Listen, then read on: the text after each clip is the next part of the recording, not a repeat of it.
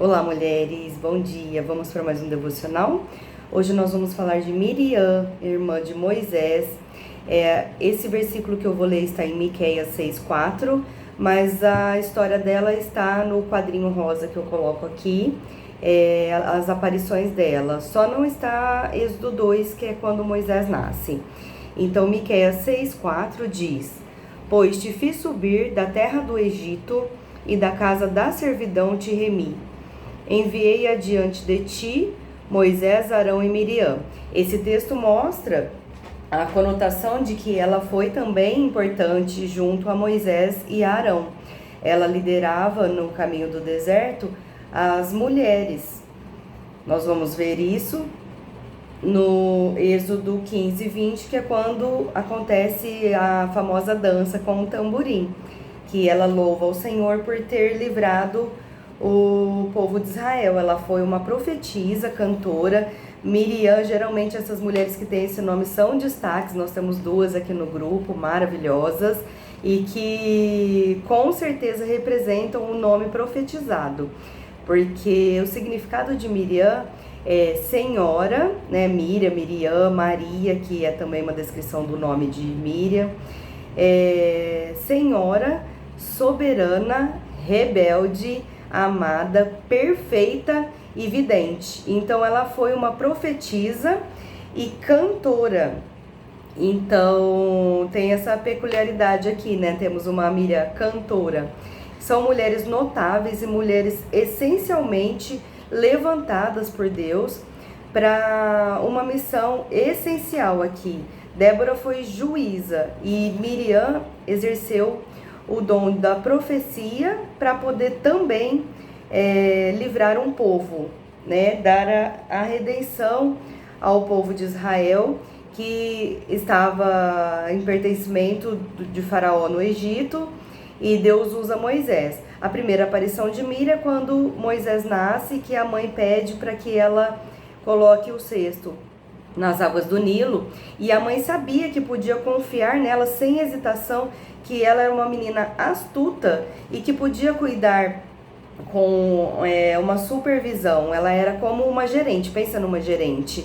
Ela gerenciou o fato de Moisés descer pelas águas e efetivamente solucionou o problema, né? O gerente é aquele que está à frente para solucionar os problemas. Ela exerceu essa gerência sobre a vida de Moisés com muito zelo, esmero. E a mãe sabia que podia confiar. Ela tinha uma idade avançada sobre a vida de Moisés, é perceptível aqui nessa passagem. Moisés passou então por todas as dificuldades que a gente sabe, e quando ele se rebelou e matou um egípcio, ele teve que fugir. Ele fugiu para Midian e se casou com uma cuxita, cosita em algumas traduções, que é africana. Ela era negra, mas isso foi só um pretexto no texto de Números, que vai falar que Miriam começou a falar mal de Moisés, e ela era influenciadora por ser uma irmã mais velha, talvez por ser a cuidadora, ser aquela que era ouvida. Então ela começou a falar contra Moisés, mas isso foi só um pretexto. Não é racismo propriamente dito aqui, é porque tinha o hábito, né? Era uma regra na época que tinham que se casar com pessoas do mesmo povo, tribo, língua, mesmo Deus, né? Lembrem-se de Sansão, que casou com uma filisteia e trouxe uma tragédia para o povo. Então era tradicional, né? Até hoje nós temos o não casar com o jugo desigual, porque era um jugo desigual, era algo que poderia fazer sofrer por conta da cultura. Lembra o Deus de Jezabel? Então era somente por isso. Eles não eram racista propriamente dito, e Paulo vai falar depois, né, no Novo Testamento, para a gente tratar gentios como irmãos. Gentios nada mais era que pessoas estrangeiras. Então aqui nós podemos ver que ela nutria um certo ciúme pelo irmão. Como Moisés cresceu afastado, ele tinha um pouco dessa cultura. Ele foi criado em escola egípcia, era uma pessoa proeminente, era uma pessoa mais culta. Então, nós percebemos que teve um certo ciúme. Nós podemos confirmar que essa questão dele se casar com uma cuxita foi só um pretexto, porque logo em seguida o assunto ela muda totalmente. Ela fala: acaso Deus fala somente através de Moisés? E aí Deus pega e chama eles da congregação, leva na nuvem, aparece a Moisés e Moisés transmite o recado de Deus. Com Moisés ele fala face a face e mostra para eles que realmente tinha uma diferença, que Deus tinha uma liderança sobre a vida de Moisés que deveria ser respeitada por eles, né? Eles foram partes cruciais. Nós vemos depois que eles têm essa intimidade e que eles são usados três por Deus, mas Miriam para liderar as mulheres e Arão para ser o intérprete de Moisés, porque Moisés era gago, então Arão foi o porta-voz, vamos dizer assim. Só que Moisés era o embaixador de Deus, então tinha essa hierarquia sim de valores, e que ela por seu orgulho e ciúme não respeitou. Então é onde o texto de Números vai relatar que ela começou a falar de Moisés, e a gente sabe que existe na literatura a importância de quem aparece primeiro. Então na ocasião aparece o nome dela primeiro, e foram Miriam, Arão contra Moisés. Então ela era instigadora, ela era aquela que buzinava na cabeça de Arão, falando contra Moisés, né? Isso é muito sério, muito importante. Então a maldição da lepra veio sobre ela como uma disciplina do Senhor. E sabemos que muitas vezes as nossas atitudes vêm sobrecarregar o povo, sabe? Aquela história de o povo paga pelo erro de um. E a ocasião aqui era logo após que Deus tinha acabado de enviar o maná, e o povo reclamou do maná, que parecia uma espécie de pão cozido no azeite. E o azeite está tão caro hoje que dá pra gente ter uma ideia da importância desse pão saboroso que Deus dava, e o povo queria carne. Então Moisés tinha acabado de passar por essa situação, ele tinha clamado, praticamente chorado pelo povo: Deus, o Senhor me faz liderar esse povo ingrato, tá pesado para mim. E Deus vem e manda as codornizes. Então Moisés tinha acabado de passar por esse contexto e ainda é difamado pela própria irmã. Então Deus disciplinou Miriam com lepra, e ela teve que ficar afastada e o povo parado durante 7 dias até que a lepra saísse do corpo dela. E a lepra só saiu quando Arão intercedeu a Moisés, e Moisés pediu para o Senhor para que tirasse a lepra dela. Então ela precisou do irmão para ser curada. Olha a importância disso. E muitas vezes nós incorremos nesse erro de Miriam, né? Nós falamos contra um servo de Deus, achando que talvez nós também poderíamos ter essa proeminência, né, ser usado, essa hierarquia. Fico até imaginando aqui, né, no caso dela, ela fala assim: ai, Deus só usa os homens, né? Podemos aplicar no contexto de hoje, né, que a Bíblia diz lá através de Paulo que os homens são quem ocupa cargo de direção. Então as mulheres por muitas vezes ficarem enciumadas, orgulhosas, achando que deveriam estar no lugar de alguns homens que lideram. Então ficou implícito aqui que ela estava indisposta a aceitar a autoridade de Moisés.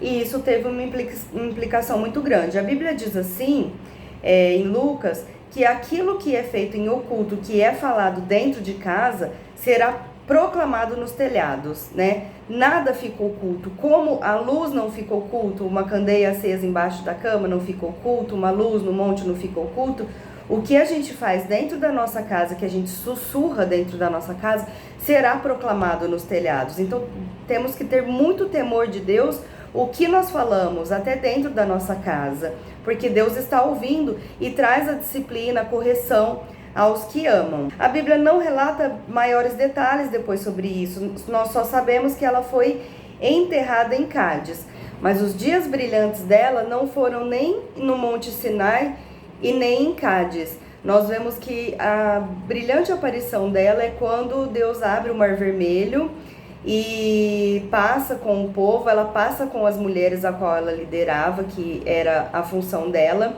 O povo hebreu passa sem se machucar, passa ileso, sem molhar os pés, e aí o povo do faraó é totalmente coberto com as águas. Aí o famoso momento que Miriam dança com as mulheres com seu tamborim. Algumas versões vão falar pandeiro, eu prefiro tamborim, né?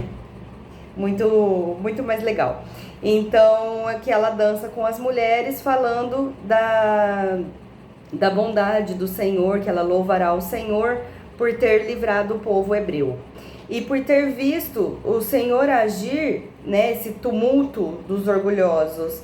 Então, Deus agiu em prol do povo dele e mais uma vez fez cair os orgulhosos. Então, Miriam exultou diante dessa situação.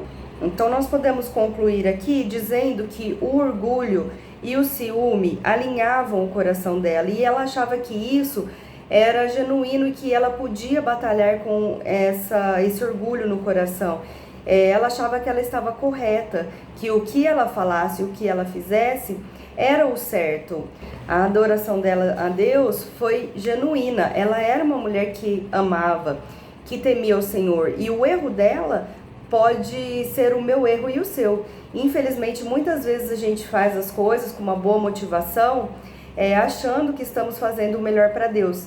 Às vezes podemos agir com uma boa motivação, com a nossa percepção, vivendo o que foi revelado. Por isso que nós temos que estudar e conhecer bastante a Deus. Porque às vezes nós somos enganadas e o orgulho toma conta da gente, fazendo-nos cegar e fazendo desrespeitar até uma liderança genuína do Senhor, que vem da parte do Senhor.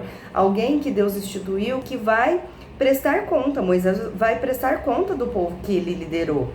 Então aqui, Kuyper vai falar que o que estava no interior dela foi exposto.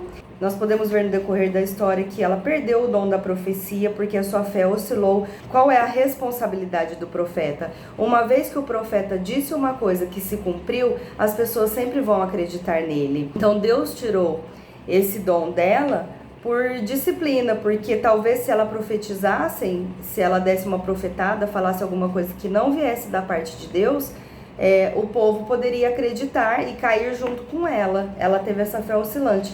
Esse é o mal, né, que há no profeta quando o profeta cai. Ele pode levar muitas pessoas com ele. Mas, pelo fato dela se rebelar, murmurar e o tratamento de Deus na vida dela, nós podemos ver que Deus tocou, que a lepra foi uma disciplina e que Deus a livrou dessa rebelião e incredulidade. E aí sim, depois da disciplina, ela teve uma fé madura, ela foi curada da lepra, ela se livrou da rebelião e da incredulidade. E eu penso que em maior ou menor grau, mesmo dentro ou fora da igreja, todo mundo passa assim por um momento que acha que está correto, faz um monte de barbárie, está no orgulho, fala, eu não preciso disso, eu não quero estar com essas pessoas. Mas a Bíblia diz assim que o povo se perde por falta de conhecimento, né? Então, nós devemos aprofundar no conhecimento do Senhor. O nosso sentimento, a nossa experiência não são parâmetros. Nós não devemos colocar as revelações, as profecias que talvez possa vir de uma pessoa que não está alinhada à vontade de Deus, né? A Bíblia fala para denunciar os falsos profetas, então devemos tomar muito cuidado nisso e confiar na liderança que Deus colocar sobre as nossas vidas, né? Aqui nós podemos ver esse exemplo bem claro na rebelião de Miriam e as consequências que trouxe para a vida dela e para o povo, que o povo teve que ficar parado durante 7 dias e não foram rumo à terra prometida. Então que nós possamos ter essa conversão, né? Se já convertemos, essa segunda conversão, como eu já comentei aqui, que eu tive também. Kuyper vai falar nesse livro também que ele teve uma segunda conversão porque ele tinha tido uma decepção com um líder que cometeu adultério. Então Deus sempre dá uma chance a nós, Nós sempre podemos abaixar o nosso topete, o nosso orgulho e seguir em frente, abrindo o coração para aquilo que Deus tem para nos ensinar. Amém? O pecado da Miriam não é diferente dos nossos e nós, por vez ou outra, deixamos esse pecado assenhorear o nosso coração. O pecado do orgulho, o pecado de achar que nós podemos ensinar mais do que aprender. Que essa história de Miriam possa ficar como uma reflexão a nós. Ela é uma mulher cheia de virtude, cheia de qualidades, cheia de vida, uma mulher intensa, e que essa intensidade possa ser para fazer a vontade do Senhor, possa nos fazer mulheres notáveis, liderando mulheres e ser bênção na vida de outras pessoas e da nossa comunidade de fé. Excelente dia, Deus abençoe. Estás aqui, movendo entre nós, te adorarei, te adorarei. Estás aqui, mudando destinos, te adorarei, te adorarei. Estás aqui, operando milagres, te adorarei, te adorarei.